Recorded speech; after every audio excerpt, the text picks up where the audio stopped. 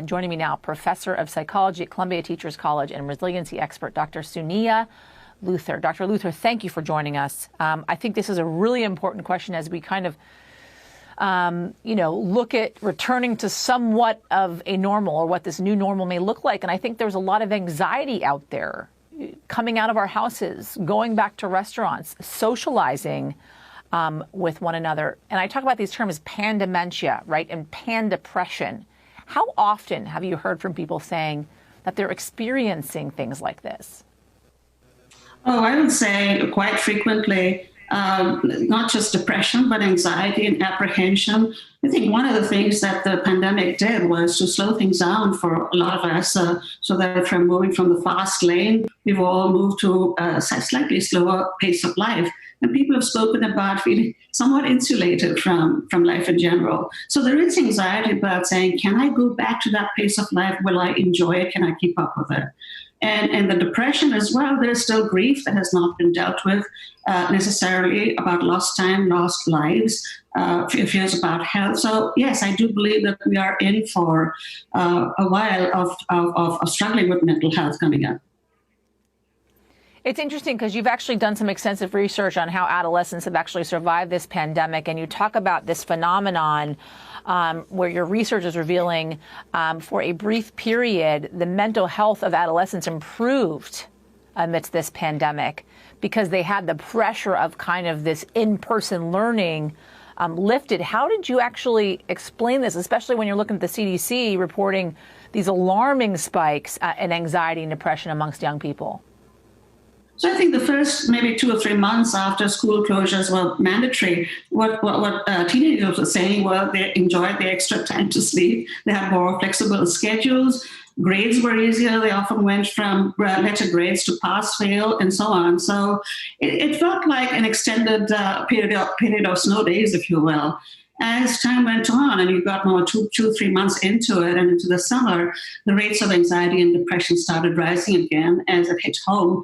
Well, this is not fun anymore. And there truly are worries about my family, my own future, how is this going to play out? And so basically what we saw was a dip and then a rise. And I suspect we'll see still more of a rise as we get into the next academic year. So there's two things I want to cover before I let you go. One is the kind of long-term effects on children, and then the long-term effects and how we deal with it as adults going back to normal. Let's look at the children aspect of all of this. I think a lot of parents are looking at their kids and saying, what are the long-term effects of all of this? Of course, the anxiety surrounding, cleanliness, washing your hands, having to wear a mask. You have children coming of age who are having to do this every single day. That world is much different than the world, for instance, that I grew up in. And then the long-term consequences of the lack of socialization that a lot of these kids have had over the last year. Is there long-term consequences to these things?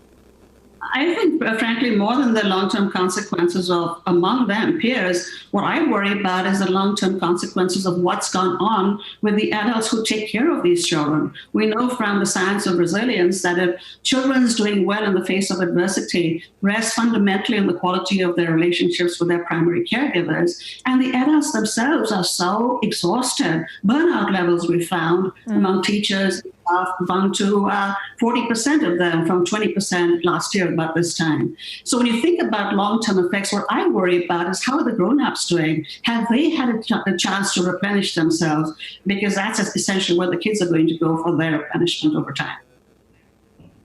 It's so true. We worry so often about our children when, in fact, we are somewhat of the victims. We're the ones that are suffering in a way when our kids will be able to bounce back a lot quicker. They're so young, they don't really know any different. They're just looking to you for cues, really. And with that, I want to talk about kind of adults' return to normalcy, the anxiety that exists around that, and how you deal with that, especially considering the fact that you're an expert in resiliency. What do you say to your patients, to people that talk to you about this anxiety surrounding this return to normal?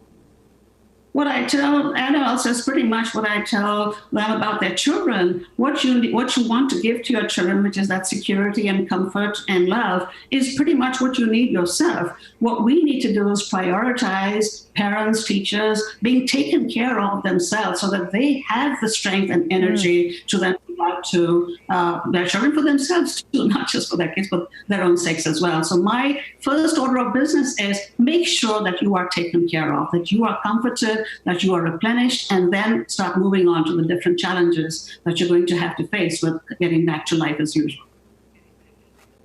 That's so good. It's like when you're on the plane and they talk about the oxygen masks. Put the oxygen mask on yourself before you put it on your child. Dr. Suniya Luthar, thank you. Great to talk to you this afternoon.